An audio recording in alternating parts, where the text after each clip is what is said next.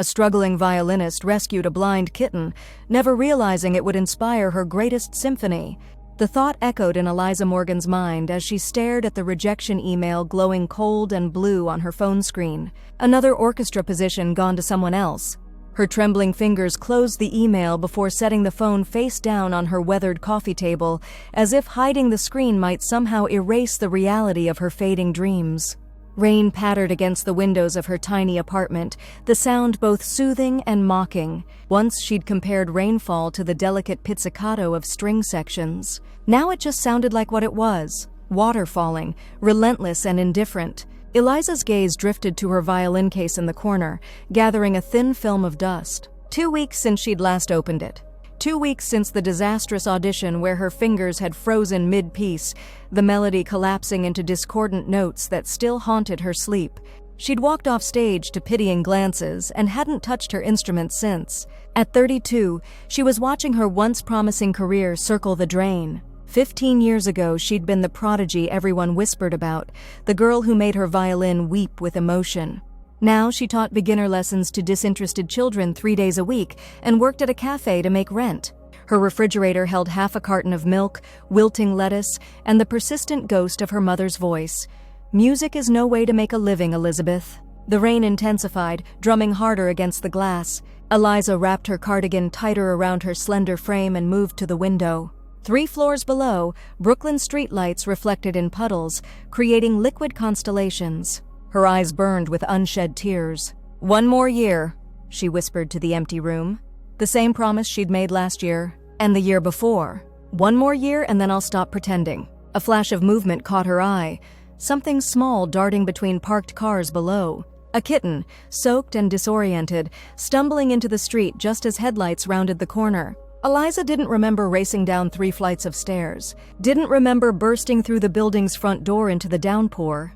She only remembered the weight of the tiny, drenched creature in her hands as she scooped it from the path of an oncoming taxi, the driver honking furiously as he swerved. "What were you thinking?" she gasped, holding the trembling kitten against her chest. Its fur was matted with rain and grime, its body so small it nearly disappeared in her hands.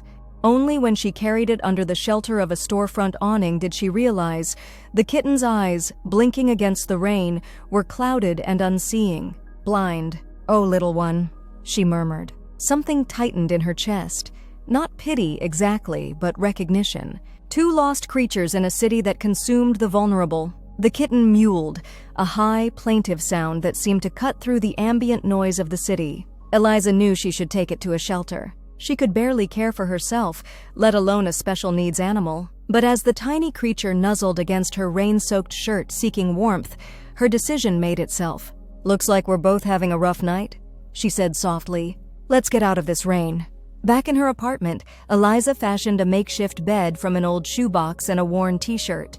She warmed some milk in a shallow dish, but the kitten, still trembling from its ordeal, showed little interest. Its eyes, milky blue-white, seemed to stare at nothing and everything. "You need a name," she said, gently drying its fur with a towel. The kitten was orange with white paws, a tiny flame flickering in her dim apartment.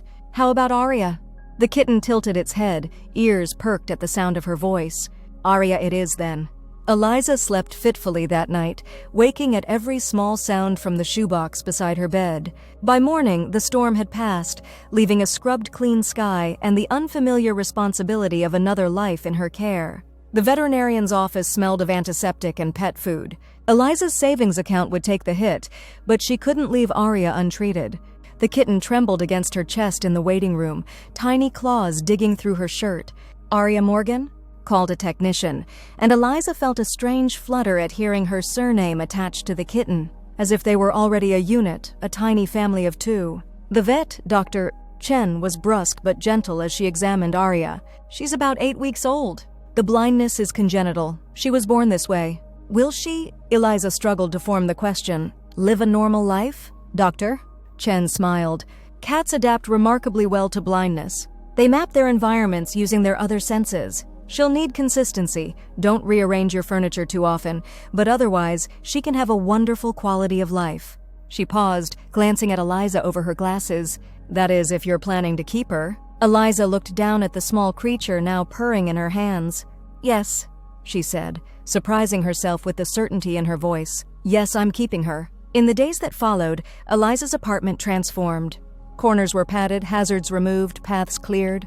She researched blind cat care obsessively, creating routines and safe spaces for Aria, who explored her new world with cautious courage, whiskers twitching as she mapped the terrain. What Eliza hadn't anticipated was how Aria's presence would change her own rhythms. Mornings now began with the gentle weight of the kitten against her side, purring like a tiny engine.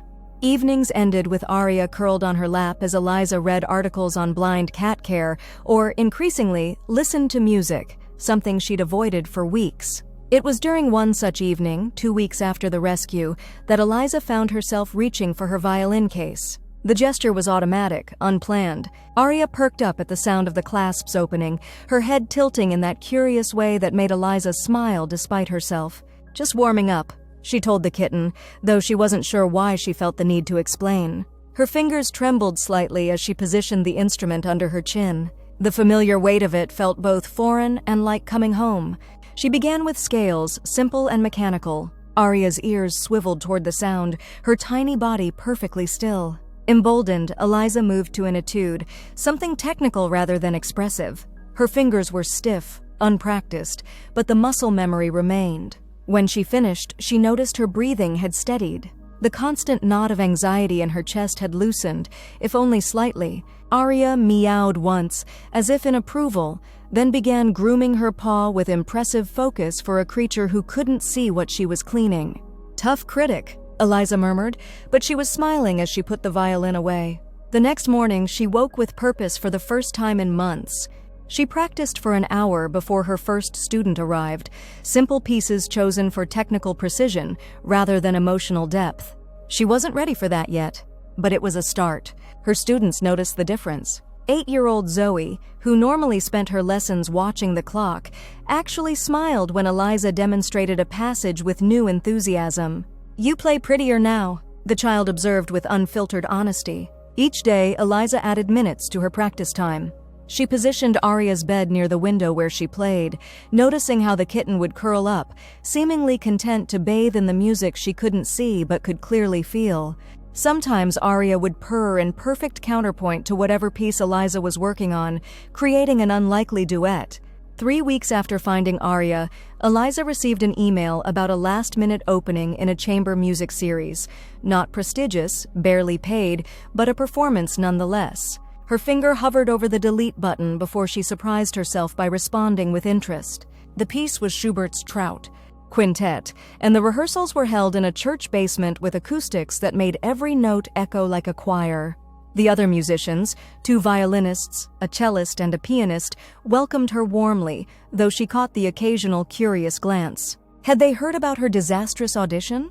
Did they know she was damaged goods in the music world? But as they played, something unexpected happened. The music, the same notes she'd been struggling with alone in her apartment, began to take shape differently. There was conversation in it, give and take. When she faltered slightly in a difficult passage, the cellist nodded encouragingly rather than judging. By the end of the rehearsal, her shoulders had dropped from their defensive position near her ears. "Same time Thursday?" asked Marian, the first violinist, a woman in her 60s with silver hair and eyes that missed nothing. Eliza nodded, carefully packing her violin. "I'll be here." At home, she greeted Aria with unusual animation, describing the rehearsal as the kitten wound figure 8s around her ankles.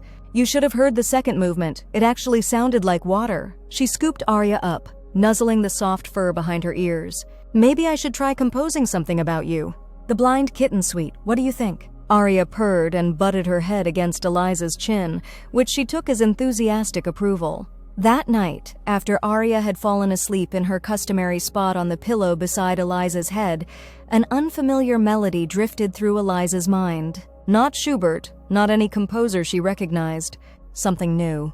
Her fingers twitched, shaping notes on an invisible fingerboard. For the first time in years, she reached for the composition notebook she kept in her nightstand, hastily scribbling down the phrase before it could evaporate. The chamber music series performance arrived with unseasonable warmth for early October. Eliza wore her only decent dress, a navy blue wrap that had seen better days but still fit well. Before leaving, she knelt to stroke Arya, who had grown noticeably in the month since her rescue. "Wish me luck," she whispered, and Arya responded by licking her hand once with her rough little tongue. The concert was held in a community center with folding chairs and program notes printed on copy paper.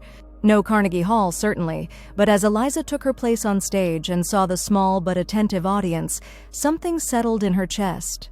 This was why she'd fallen in love with music, not for prestige or perfection, but for connection. They played well, not flawlessly but with heart.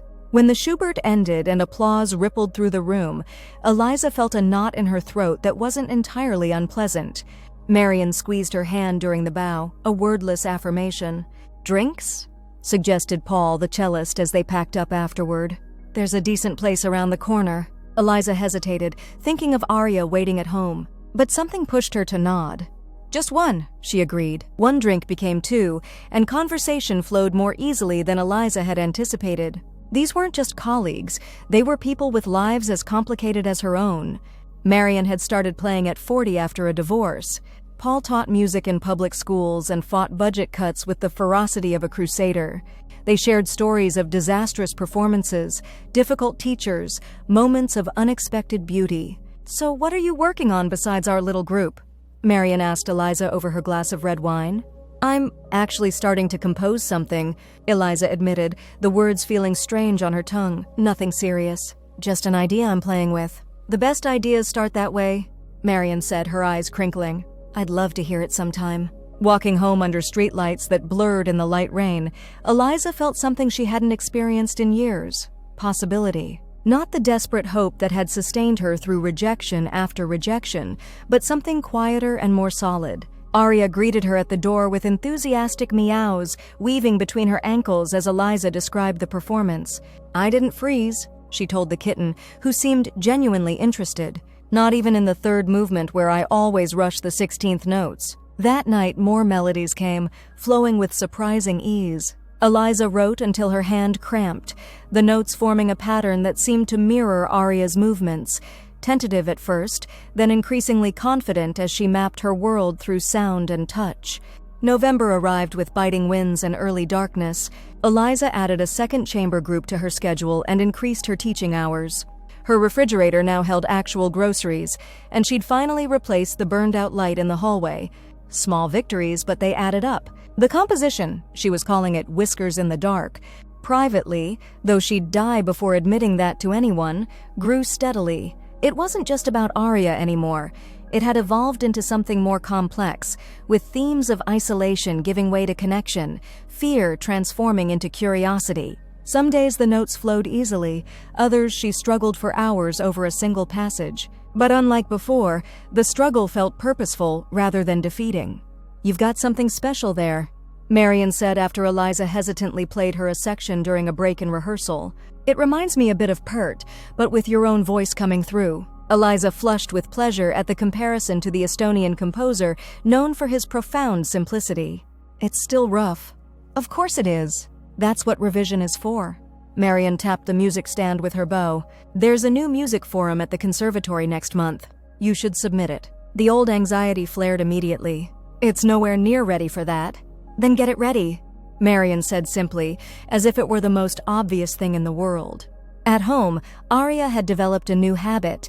Whenever Eliza played her composition, the kitten would sit directly beside the music stand, occasionally reaching out a paw as if to touch the sound itself. Tonight, as Eliza worked through a particularly difficult transition, Arya stretched up on her hind legs, front paws resting against Eliza's knee. "What is it?" Eliza asked, lowering her violin. "Too dissonant?" Arya meowed once, definitively. "Everyone's a critic." Eliza sighed, but she reconsidered the passage, softening the harmonic tension. When she replayed it, Arya settled contentedly, her purr a steady undertone to the music. The submission deadline for the new music forum approached with alarming speed. Eliza worked feverishly, polishing her composition until each note felt inevitable. What had begun as a simple melodic idea had grown into a 12-minute piece for string quartet and piano that she now called Cartography of Light, an exploration of how we map worlds we cannot see. The night before the deadline, doubt crashed over her like a wave. Who was she to submit her work alongside graduates from prestigious conservatories? She'd failed at building a performing career. Why would composition be any different? Her finger hovered over the delete key, ready to erase the submission email she'd drafted. A soft weight landed in her lap. Aria, somehow sensing her distress. The kitten kneaded Eliza's thighs, purring with such conviction that Eliza couldn't help but smile. "Fine," she whispered. "We'll do it your way." She clicked send before she could change her mind. 2 weeks of silence followed. Eliza threw herself into teaching and rehearsals, trying not to check her email every 5 minutes. Aria continued to grow, developing an uncanny ability to navigate the apartment at full speed despite her blindness. Only occasional bumps into newly placed objects betrayed her condition. The email arrived on a Tuesday afternoon as Eliza was preparing for a student's lesson. "We are pleased to inform you." She read it 3 times before the meaning penetrated. Her composition had been selected. Not only that, but they wanted her to speak briefly about her work at the forum. Eliza sank onto her couch, phone clutched in suddenly trembling hands. Aria immediately jumped up beside her, butting her head against Eliza's arm. "They chose it," she whispered. "They actually chose it." The forum was held in the conservatory's modern recital hall, all blonde wood and perfect acoustics. Eliza sat in the green room, breathing deeply to calm her racing heart. Around her, other composers chatted easily, comparing notes and experiences. She felt like an imposter among them until Marian appeared in the doorway. "I came to wish you luck," she said, squeezing Eliza's cold hands in her warm ones. "Though you don't need it. The piece is beautiful." "I'm terrified," Eliza admitted. Marian smiled. "Good. Terror means you care." She straightened Eliza's collar. "Now go show them what you and that blind kitten created." The lights in the hall dimmed as Eliza took her place at the microphone. The string quartet and pianist, all conservatory faculty, waited behind her, instruments ready. "Cartography of Light began with a rescue," she said, her voice steadier than she expected. "Not my rescue of a blind kitten, though that's what I thought at the time. It was her rescue of me." The words flowed then, the story of Aria mapping her dark world through sound and touch, and how it had taught Eliza to navigate her own darkness differently. When she finished speaking, she nodded to the musicians and took her seat. The first notes rose into the perfect acoustics, tentative, questioning, like a small creature testing unknown territory. Gradually, confidence entered the music, along with playfulness and occasional bursts of joy. The central theme developed, transformed, sometimes fragmenting into uncertainty before reforming with new strength. Eliza closed her eyes, surrendering to the sound. This was her heart, rendered in notes and phrases. This was Aria's courage, her own fear, their shared journey from isolation to connection. This was every failed audition, every night spent questioning her choices, every morning waking to the soft purr of unconditional acceptance. The final notes hung in the air like suspended light. For one terrible moment, silence followed. Then applause erupted, not polite, obligatory applause, but the genuine response of people moved by what they'd heard. Eliza opened her eyes to see several audience members wiping tears. The quartet members were smiling at her. Marian, from her seat in the 3rd row, gave a discreet thumbs up. The reception afterward buzzed with conversation. People Eliza had never met approached to discuss her composition, asking thoughtful questions about her process and influences. A young woman from a small recording label handed her a business card. "We do contemporary classical compilations," she explained. "I'd love to include your piece in our next project."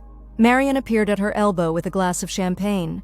"Not bad for a cat lady," she teased gently. Eliza laughed, the sound surprising her with its freedom. "I should thank the taxi driver who almost hit her." Later, as they gathered their coats, the director of the forum approached. "Ms. Morgan, I was quite moved by your piece." He was older, distinguished, with the confident bearing of someone secure in his artistic judgments. "There's a commission opportunity I'd like to discuss with you. The Riverside Chamber Orchestra is looking for new works for their spring series." Eliza blinked, certain she'd misheard. "A commission? For me? Your work has a unique voice, emotionally direct without being sentimental." "Exactly what they're looking for." He handed her his card.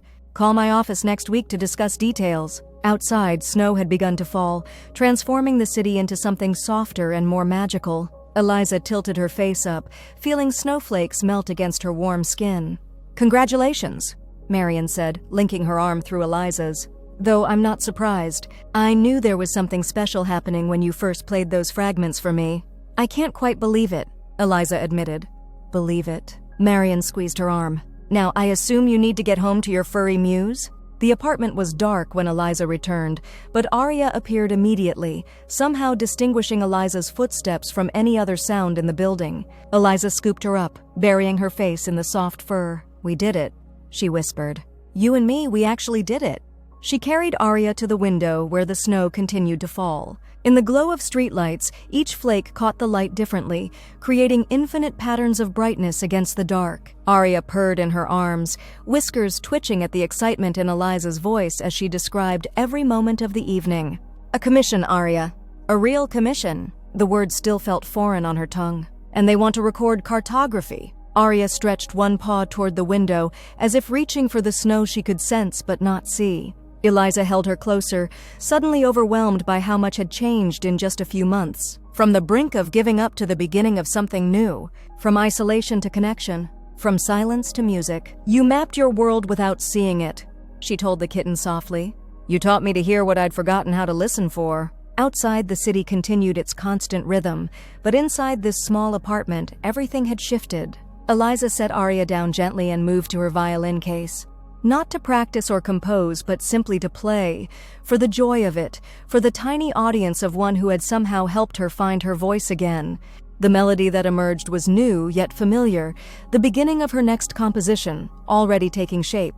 As she played, Arya settled into her favorite spot, ears focused on the sound, body relaxed in complete trust. A struggling violinist had rescued a blind kitten, never realizing it would inspire her greatest symphony. But perhaps the greater truth was simpler still. Two lost creatures had found each other in the darkness, and together, step by hesitant step, they had discovered how to make their way toward light.